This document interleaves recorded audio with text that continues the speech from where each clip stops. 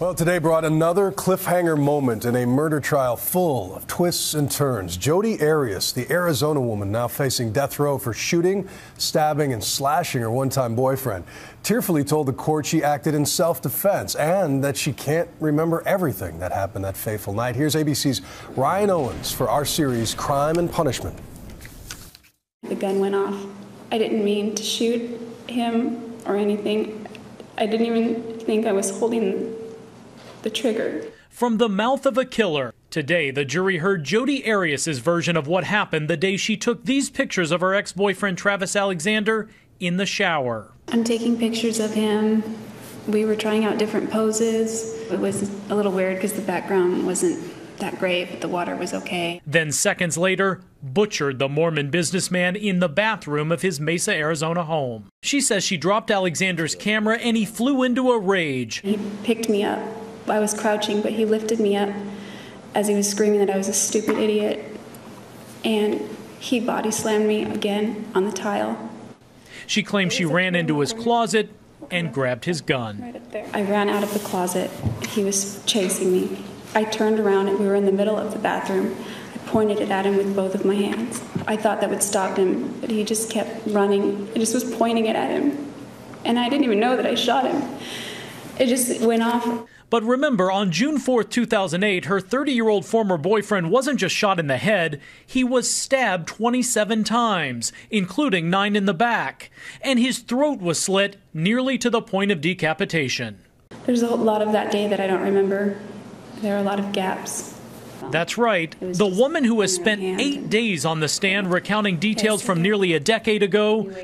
I'm kind of like I'm one guy at a time kind of person, which I kind of didn't believe because he was from Southern California and most people like the Chargers in that area.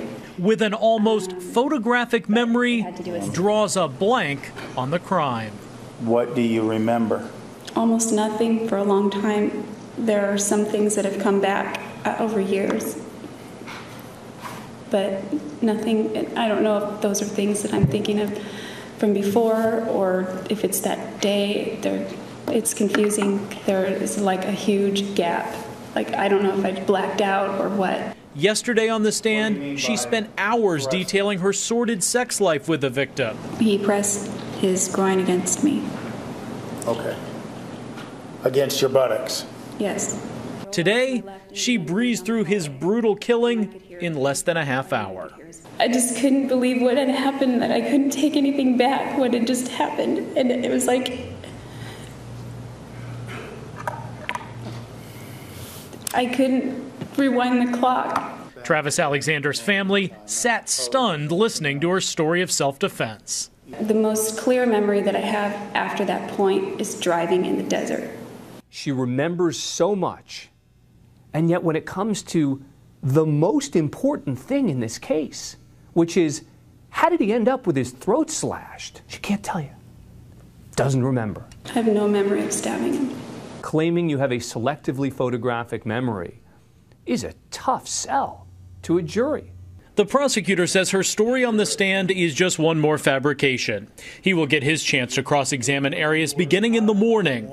Expect fireworks. He says she murdered her ex in a jealous rage, planned every detail, and lied to cover her tracks. Listen, the truth is I did not hurt Travis. The prosecutor played these interrogation tapes from right after her arrest.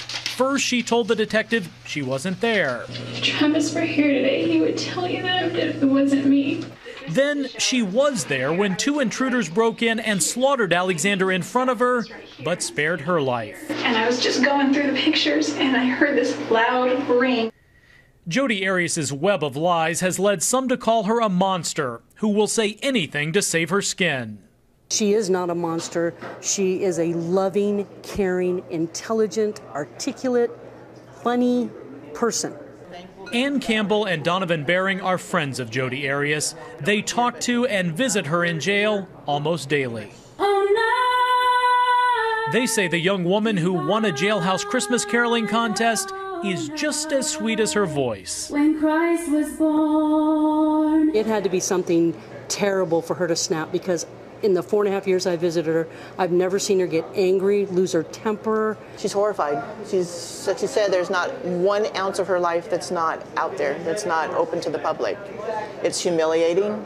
Donovan, who has been in court nearly every day, met Arias in jail. She was there for being an accessory to arson. She and Ann say they've received death threats for supporting their friend.